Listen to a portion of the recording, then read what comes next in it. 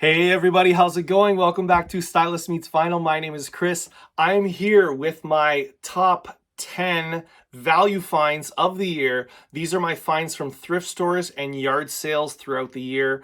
Last year I did top 20. This year I'm only doing 10. I kind of hate to admit it, but I didn't have as much success as I did last year, thrifting and yard sailing. But I actually did more thrifting and yard sailing than I did last year. But, you know, sometimes you're lucky and sometimes you're not. I did find some good stuff, though. I feel like, yeah, last year my area that I'm in, I kind of cleaned them out from all the thrift stores. I cleaned them out. I found some good stuff.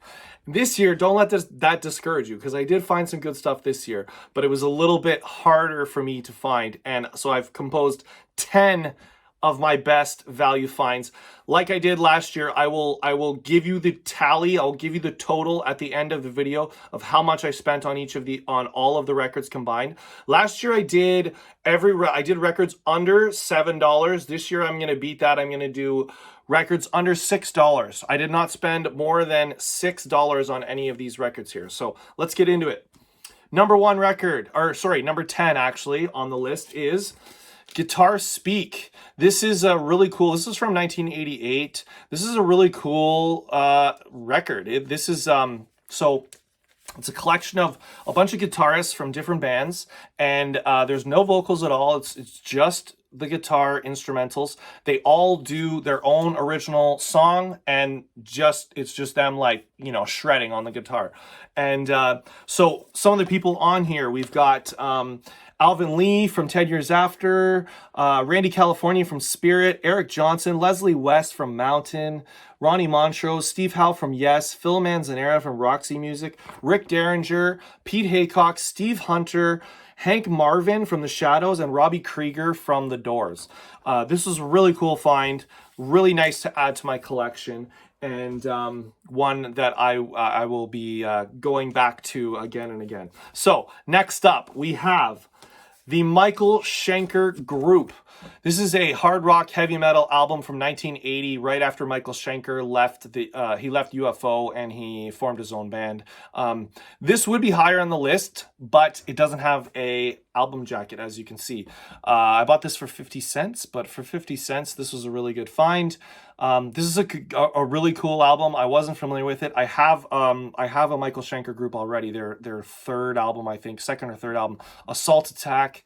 But this one I think I like better. So I'm gonna have to do what I can to find a sleeve for this. Maybe I'll get lucky and find like a junk vinyl, but like a good sleeve, and I could buy it for cheap and add it in there, or I'll do something. But anyways, this was a nice find. This is number 9. Number 8 on the list, Billy Squier, Emotions in Motion. I found this at a Value Village. I almost never have any scores at Value Village. They're always picked over. But this was a nice find. This is from 1981. This is the album after the one with the stroke on it. What's it called? I think it's My Kind of Lover. I think that's what it's called. Or at least that song was on it. Yeah, cool album to have. Emotions in Motion is the track that I knew on here. Everybody Wants You To, which is pretty good. Yeah, for a little thrift store find, this was nice. So that is number 8, Emotions in Motion, Billy Squier. Number 7, we've got Billy Preston, I Wrote a Simple Song. This is actually, like, you know, really good condition for a thrift store find. I bought this for $1. And Billy Preston, I mentioned in the video that I showed this, Billy Preston is the only musician to ever be credited on a Beatles album other than the Beatles. He is a keyboard, piano, Hammond organ player, really talented. There's a quote from Ringo Starr, basically, I can't remember the actual quote, but something about how, like, Billy Preston never made a mistake. Like, his hands never made mistakes or something. He always hits the right keys. I wish I could remember the actual quote, but really nice to have. This is a soul album. I don't have much soul, but I'm starting to get into it, and really cool one to kind of get me kick started in that regard. When I showed this, Sam St. John commented, and he had said, like, Billy Preston had a really hard life and was super talented, and that is true. He did have a hard life. A lot of bad stuff happened to him, and just he had some struggles, but this is a cool one to have. So that is number 7. I Wrote a Simple Song. Number 6, this is Get Ready from Rare Earth. Rare Earth is an American group. They're like jazz, a little psychedelic, jazz funk, kind of similar to Chicago or War. But this is one of the first albums on the Rare Earth label, which was a subsidiary of Motown at the time. They wanted to appeal to like a more mainstream, kind of like a wider audience with rock albums or something that wasn't just Motown. And they released these guys on that album. This is on that album label. This is really cool. There's a entire side length version of the song Get Ready, which was by The Temptations. There's also a couple other covers on this one. Really cool album, really cool find. That was number 6. Number 5, I bought this only for the cover. When I saw it in the thrift store, I was like, this has got to be cool. And it is cool. And this is Vinegar Joe. This is early 70s, 72 or 73.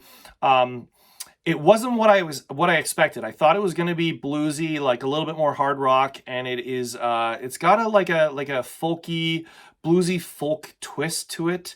A little bit of a mishmash. There's so Robert Palmer from you might know him from that song Addicted to Love. Before he went solo, he was in Vinegar Joe, and then there's also a female singer here. Her name is Elkie Brooks. I think she had a bit of a solo career after this. But this was a really nice find.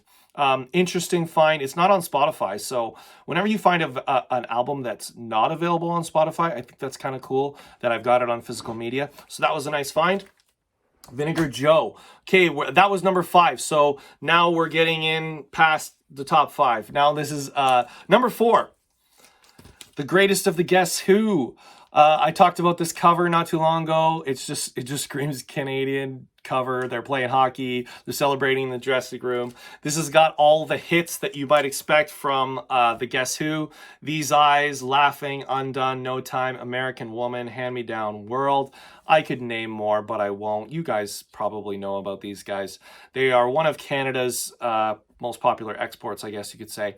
And this was a nice find. Good condition. Okay, number 3, we've got The Best of Joe Walsh. I don't know which way to display this album, because it opens here, but it's sideways, but it goes here. The Best of Joe Walsh. I got into Joe Walsh more than I had been this year, because I really started listening to like James Gang.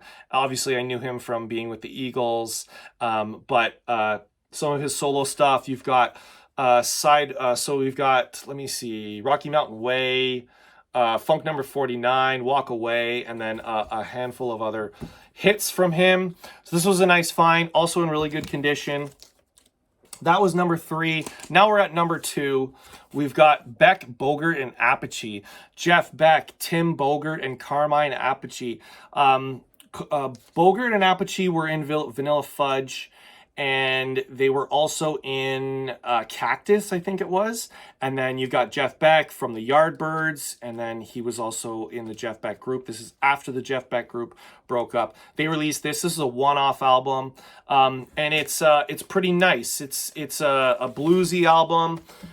There's the 3 of them just rocking out here on stage. All 3 of them sing on this one, and just a cool find. I know this, I've seen this in the record stores, and it is more expensive than what I paid for it. So it's nice to be able to pick it up from a thrift store and pay less. Okay, before I get to number 1, I'm going to do a couple of honorable mentions that didn't make the list, but they are making the video. So we've got Triumvirate. This is a German krautrock band. This is early 70s prog. I bought this at a pawn shop.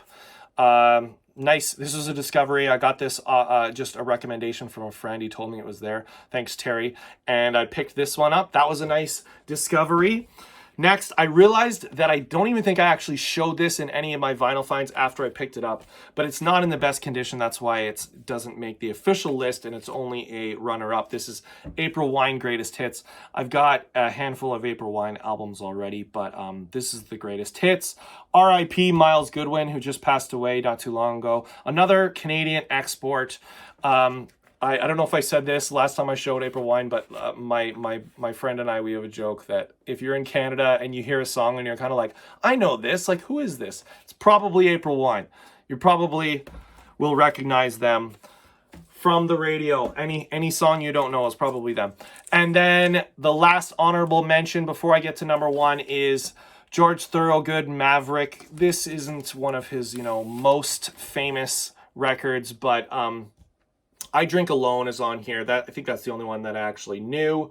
But all of George Thorogood's albums are pretty fun to have. And for the price that I paid at the thrift store, this was a good find. I'll do that later. And number one, this was my number one find of the year. Really nice discovery. I had no idea what it was. I bought it for the cover. I think I've seen this before in other people's videos, maybe. I don't even know. But this is Upchurch from Phil Upchurch. This is 1969. I would call this psychedelic jazz guitar. This is on the Cadet label. This is basically pretty much a entirely instrumental album. There's a couple of like background singers that you'll hear them singing on some of the songs, but this was such a cool find. There's Phil right there. And if anybody knows like Curtis Mayfield, Phil Upchurch played on the Superfly album with Curtis Mayfield. He had a really successful career. And there's some cool covers on here. America by Simon and Garfunkel.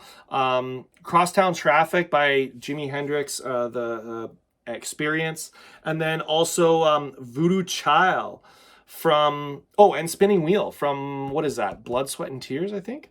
Voodoo Child. Really cool album.